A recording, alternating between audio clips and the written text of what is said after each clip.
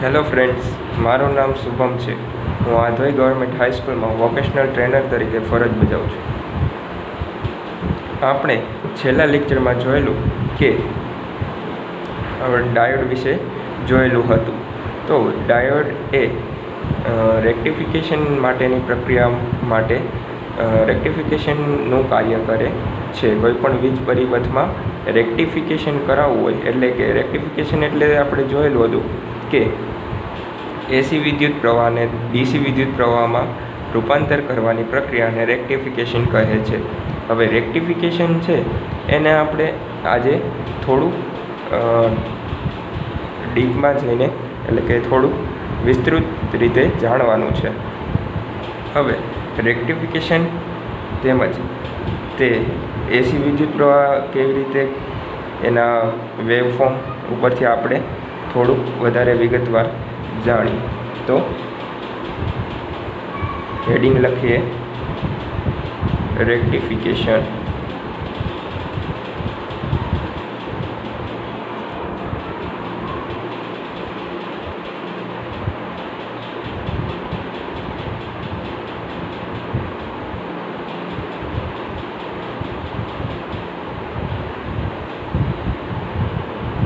તો રેક્ટિફિકેશનની પ્રક્રિયા છે તો એને આપણે ફરીવાર આપણે વ્યાખ્યા એકવાર જોઈ લઈએ.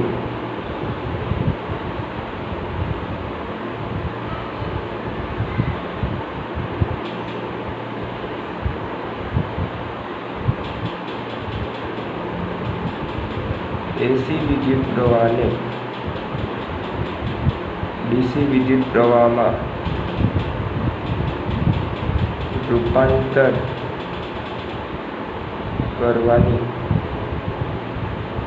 પ્રક્રિયાને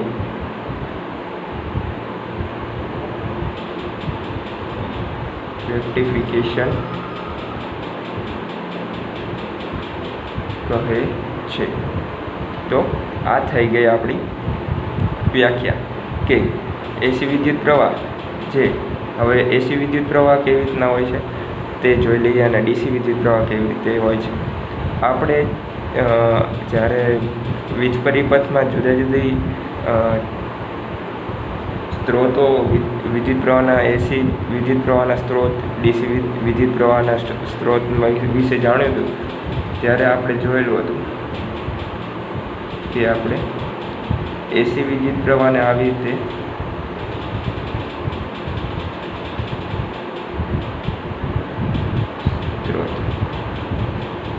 એસી વિદ્યુત પ્રવાહના સ્ત્રોતને આવી રીતે દર્શાવીએ છીએ. તેમજ ડીસી વિદ્યુત પ્રવાહના સ્ત્રોતને ધન અને ઋણ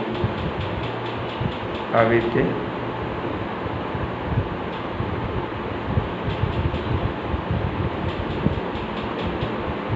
દર્શાવીએ છીએ. હવે એસી વિદ્યુત પ્રવાહ છે એને જ્યારે પણ આપણે વીજ પરિપથમાં લગાવશું તો આપણને વીજ પરિપથ વડે જ જોઈ લઈએ આપણે.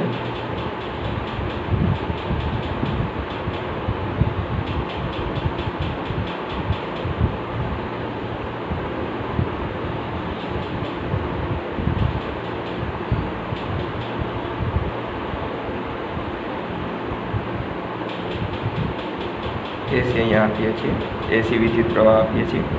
તો જ્યારે પણ વિદ્યુત પ્રવાહ ચાલુ થશે ત્યારે તે અમુક સમય માટે આ દિશામાં વહન કરશે. આવી રીતે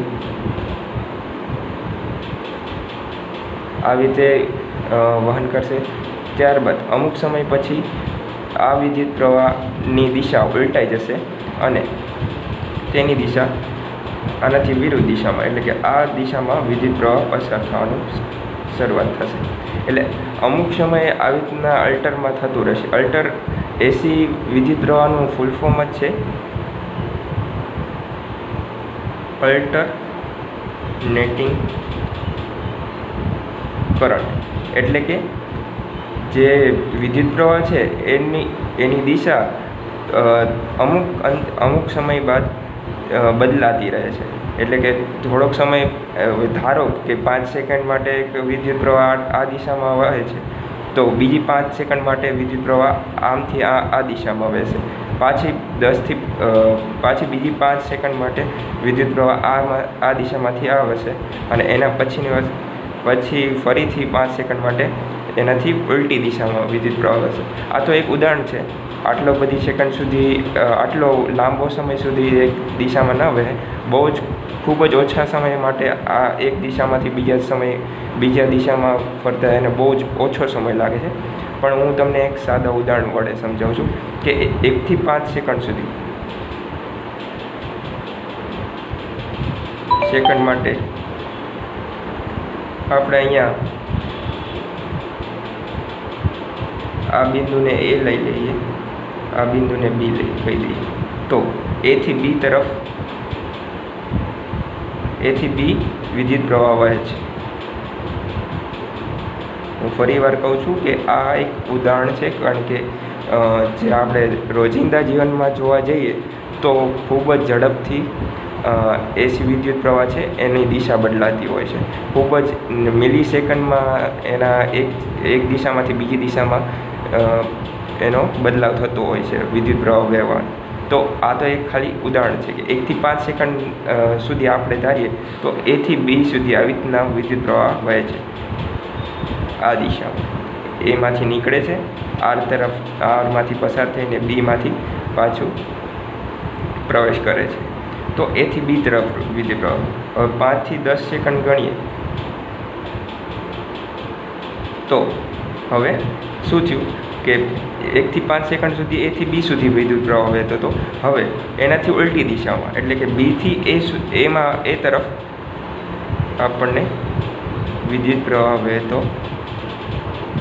વહેવા મળશે. તો હવે એની દિશા 5 થી 10 સેકન્ડ વચ્ચે બદલાઈ ગઈ. હવે પાછું 10 થી 15 સેકન્ડ વચ્ચે હું લઉં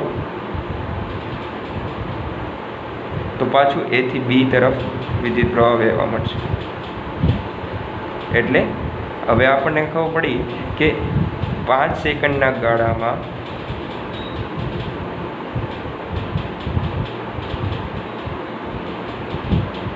વિદ્યુત પ્રવાહની દિશા બદલાતી રહે છે. આના ઉપરથી આપણને એવી ખબર પડી આ ઉદાહરણો પરથી, બરાબર છે. અને સાચકલામાં પણ એસી વિદ્યુત પ્રવાહમાં આ જ થાય છે. એટલા માટે જ એને અલ્ટરનેટિંગ કરંટ કહે છે, એટલે કે વારાફરતી. અલ્ટરનેટિંગ એટલે વારાફરતી, એટલે કે એક દિશામાંથી બીજા દિશામાં ઘડી વાળે બદલાતું રહેવું, એમ વારાફરતી ચેન્જ થતો રહે છે, દિશામાં બદલાવ થતો રહે છે. એટલે જ માટે એને એસી એટલે કે અલ્ટરનેટિંગ કરંટ કહેવામાં આવે છે. તો 5 સેકન્ડના ગાળામાં આ ઉદાહરણ પ્રમાણે આપણને વિદ્યુત પ્રવાહની દિશા બદલાતી રહે છે. તો આપણે એસી વિદ્યુત પ્રવાહ જોયું. હવે એને હું એક આલેખ વડે દર્શાવું તો આપણે કઈ રીતે જોઈ શકીએ. આલેખનો એક્સિયમ, આ વાય. એક્સિયમ ઉપર હું સમય લઈ લઉં છું. સમયને આપણે ટી વડે દર્શાવીએ, ટાઈમ. અને વાયયામ ઉપર હું લઈ લઉં છું વિદ્યુત પ્રવાહ માટેનો વોલ્ટેજ માટેનો વી. અત્યારે કરંટ લઈ લઈએ આપણે. કરંટ એટલે કે વિદ્યુત પ્રવાહ લઈએ તો એને આપણે આઈ વડે દર્શાવીએ છીએ. તો આઈ લીધેલો છે આપણે. તો હવે જ્યારે પણ વિદ્યુત પ્રવાહ સપ્લાય ચાલુ થશે, 0 સેકન્ડને આપણે સપ્લાય ચાલુ કરીએ છીએ, બરાબર. અહીંયા 0 આપણે એક્સયામ ઉપર ટી લીધેલું છે, તો અહીંયા આપણે 0 હશે ત્યારે વિદ્યુત પ્રવાહ પણ 0 જ છે. હવે જ્યારે પણ શરૂઆત થશે ત્યારે આપણને A થી B તરફ મળશે. તો સૌથી પહેલાં ધીમે ધીમે વિદ્યુત પ્રવાહ વધવાનું શરૂઆત કરશે. સૌથી વધારે વિદ્યુત પ્રવાહ મળશે, પછી ફરીવાર 0 થઈ જશે. એટલે કે આ દિશામાં વિદ્યુત પ્રવાહ પહેલાં વધવાનું એની મૂલ્ય વધવાનું ચાલુ કરે છે. અમુક સમય પછી એને સૌથી વધારે મૂલ્ય મળે છે વિદ્યુત પ્રવાહનું. ત્યારબાદ ધીમે ધીમે તે ઘટવાનું ચાલુ કરે છે અને ફરીથી 0 થઈ જાય છે. હવે 0 થઈ ગયા પછી આપણે જોયું 1 થી 5 સેકન્ડ.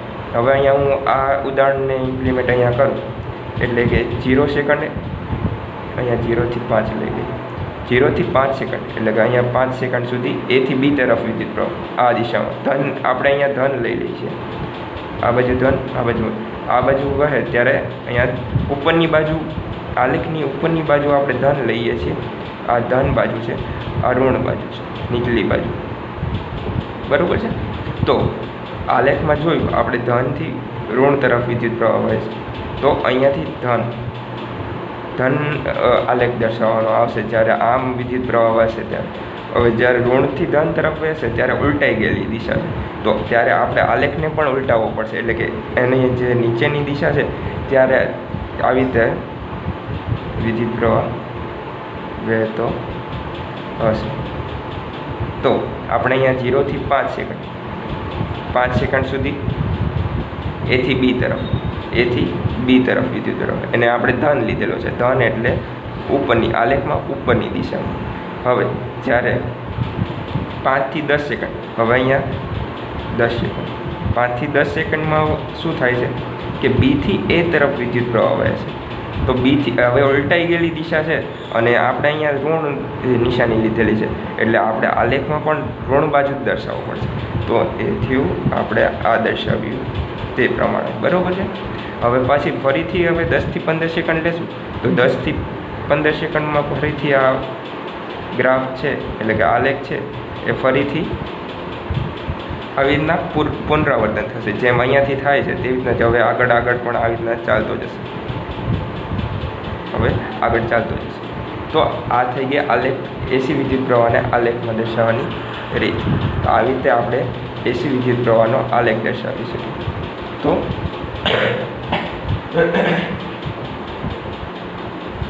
એસી વિદ્યુત પ્રવાહ વિશે આપણે આ થોડું વિસ્તૃતમાં જાણકારી લીધી કારણ કે આપણે રેક્ટિફિકેશનનું હવે માહિતી મેળવવાની છે હવે રેક્ટિફિકેશનની પ્રક્રિયા શું હોય તો તેને આપણે આલેખથી દર્શાવીએ તો શું કહેવાય કે રેક્ટિફિકેશનની પ્રક્રિયા છે એ આ પ્રકારના વેવફોર્મને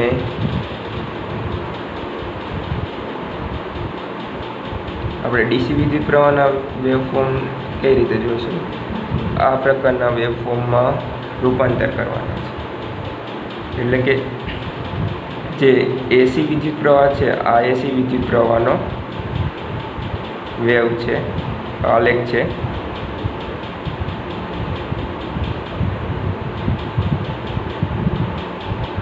આ છે ડીસી વિદ્યુત પ્રવાહનો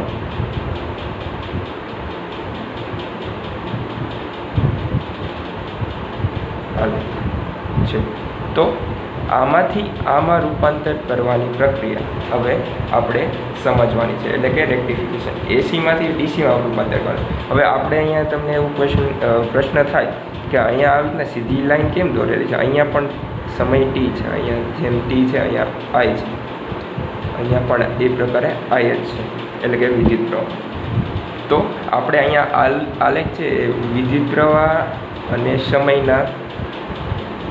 સમયના રૂપમાં લીધેલો છે એટલે કે વાયયામ ઉપર વિદ્યુત પ્રવાહ લીધેલો છે અને એક્સયામ ઉપર સમય લીધેલો છે અહીંયા પણ આઈ વિરુદ્ધ ટીનો આપણે આલેખ દોરેલો છે તો જે આ છે ડીસી વિદ્યુત પ્રવાહ આપણે જોયેલું છે કે એ સતત એક જ દિશામાં વિદ્યુત પ્રવાહ હોય તો આમ આ સર્કિટમાં આપણે જોઈએ તો અહીંયા એસી વિદ્યુત પ્રવાહ કાઢી નાખું અને અહીંયા ડીસી વિદ્યુત પ્રવાહ અહીંયા લગાડેલો છે એવું સમજી લઈએ તો તે સતત એથી બી તરફ જ વિદ્યુત પ્રવાહ વહેતો રહેશે એ એસી વિદ્યુત પ્રવાહની જેમ અમુક સમય બાદ બદલાશે ને એની દિશા તો એક જ દિશામાં વિદ્યુત પ્રવાહ વહે છે અને એનું મૂલ્ય પણ એક ચોક્કસ છે એનું મૂલ્ય બદલાતું નથી જ્યારે એસી વિદ્યુત પ્રવાહમાં આપણે જોયું હતું કે અમુક સમયે સૌથી વધારે ધનમાં વધારે આવે છે અમુક સમય પછી ઋણમાં વધારે આવે છે અને અમુક સમયે 0 પણ